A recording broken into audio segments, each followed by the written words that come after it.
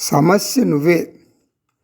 ఒక వ్యక్తి బస్సులో ప్రయాణిస్తున్నాడు.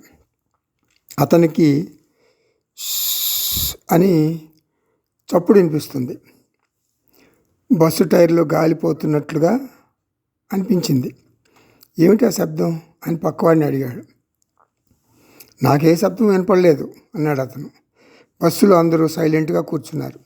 డ్రైవరుని ఇతను వెళ్ళి బస్సు ఆపండి, ఏదో శబ్దం వస్తుంది అంటే డ్రైవర్ కిందికి దిగి బస్సు టైర్లన్నీ చెక్ చేసి అన్నీ బాగున్నాయన్నాడు. చివరికి అతను బస్సు దిగాడు. ఏంటి అర్థం కాలేదు అతనికి. ఇంకా వస్తూనే ఉంది ఆ శబ్దం. అప్పుడు డాక్టర్కి చూపించుకున్నాడు. తన చెవిలోనే ఏదో లోపం ఉందని డాక్టరు మందులు ఇచ్చాడు. ఇప్పుడు అతనికి జ్ఞానోదయం అయింది. ఏమిటది? సమస్య బయట లేదు, తనలోనే ఉంది అని.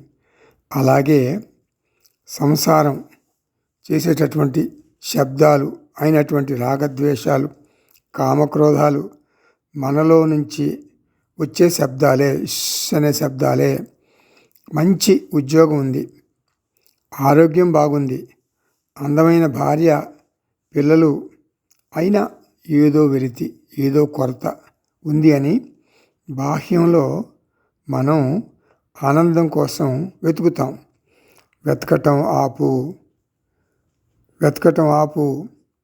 నీలోనే ఉంది అంత శాంతి, సౌఖ్యం. కస్తూరి మృగం ఏం చేస్తుంది? తన నాభిలోనే కస్తూరి సుగంధం ఉందని తెలియక అంత అడివంతా తిరుగుతుంది, బయటంతా వెతుకుతుంది, అలసిపోతుంది. నీవు కస్తూరి మృగానివి కాదు, నీవు మనిషివి.